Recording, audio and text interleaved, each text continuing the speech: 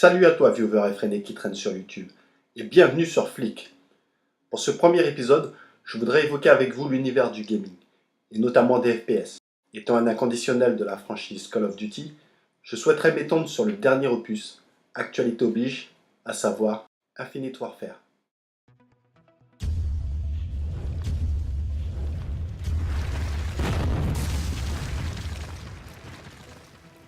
Bienvenue sur Flick. Je voudrais que l'on débatte aujourd'hui ensemble d'Infinite Warfare et de son traitement fait sur YouTube, et ainsi dénoncer la complaisance faite à l'égard de ce jeu, sans pour autant incriminer les chaînes spécialisées sur le sujet. Étant conscient qu'elles ont bâti leur popularité en grande partie grâce à la franchise Call of Duty, je souhaiterais néanmoins mettre en lumière dans un premier temps le dédain d'Activision. En effet, on ne compte plus le nombre de youtubeurs ayant poussé leur coup de gueule concernant les différents problèmes connus de tous que l'on rencontre depuis sur les différents titres de cette franchise, et qui relèvent par la même occasion la frustration d'une grande partie de la communauté. Les éditeurs ne nous prennent pas au sérieux, car chaque année, et ce malgré les problèmes récurrents, on se jette par millions dès la sortie du dernier opus et contribuant par la même occasion à sa mauvaise réputation. La plupart de ces youtubeurs nous encouragent à passer à l'achat avec des vidéos incitatives, en exploitant la plus petite exclue, et ce bien avant la sortie de version bêta. Étant donné qu'ils sont depuis peu invités aux différents événements d'Activision, on est en mesure de se poser la question de l'objectivité dans les premières impressions distillées dans leurs vidéos. Encore une fois, je n'incrimine personne, car je pense que nous sommes tous un peu responsables. En même temps, j'ai cette fâcheuse tendance qui me pousse à penser que tout cela met de l'eau dans leur moulin. En effet, cela est la garantie de nouveaux épisodes et d'un rafraîchissement de contenu, sans voir le côté répétitif de la chose.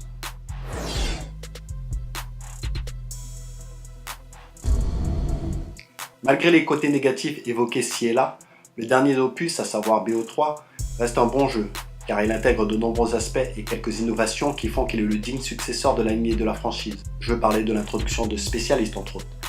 Mais nous sommes une majorité à dire que nous aimerions revenir à ce qui a fait le succès de Call of Duty, à savoir un retour aux sources. A contrario, on se retrouve avec un Infinite Warfare à l'univers toujours autant futuriste, de nouveaux spécialistes avec des aptitudes cheatées, des personnages qui se fondent de plus en plus avec le décor, même si le jeu semble relativement dynamique. Une customisation encore plus poussée, il semble moins aérien, une faible santé, et bien entendu, si tu as aimé BO3, tu ne seras pas dépaysé par les déplacements.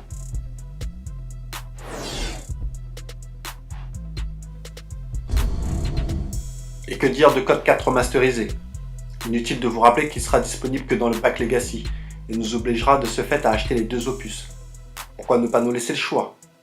Et pourquoi recycler un Call of Duty connu de la plupart d'entre nous, alors qu'il suffit de conserver l'univers et de créer de nouvelles cartes? Encore une fois, ce n'est que mon avis, car comme je l'ai dit précédemment, au fond je reste attaché à cette franchise, en pensant à toutes les journées de plaisir qu'il a pu me procurer. Mais justement, ne risquons-nous pas de nous lasser de cet opus upgradé? Entre nous, ayant jeté un coup d'œil sur les gameplays proposés ci et là, alors qu'on nous avait vanté les mérites de graphisme époustouflant, j'en reste perplexe.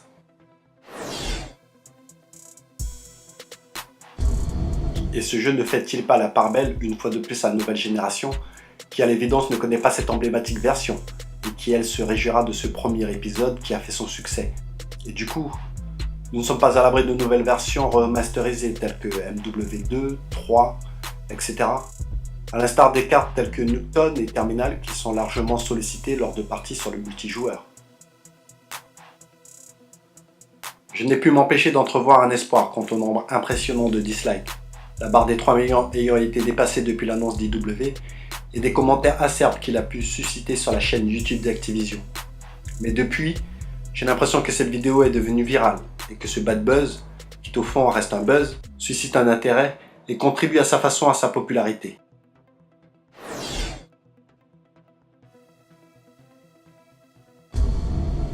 Et que dire de l'engouement autour de la franchise Battlefield, suite à la sortie du trailer de BF1? Il est fort à parier que beaucoup des inconditionnels de COD se dirigeront vers la franchise d'EA-Sport, et on comprend aisément pourquoi. Force est de constater que les éditeurs d'EA sont plus à l'écoute de leur communauté.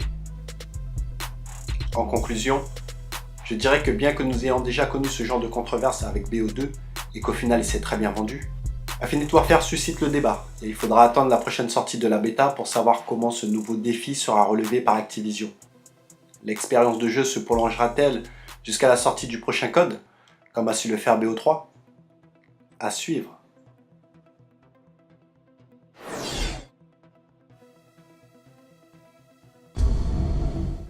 Pour ma part, ce premier épisode s'arrête ici. Étant conscient que le sujet a été suffisamment traité pour continuer à alimenter la polémique, je vous encourage à laisser votre avis dans l'espace commentaire, à partager ce contenu, à liker cette vidéo si elle vous a plu, c'est encourageant. Quant à moi, je vous dis à très bientôt dans une prochaine vidéo. Alors, Infinite Warfare, on flic ?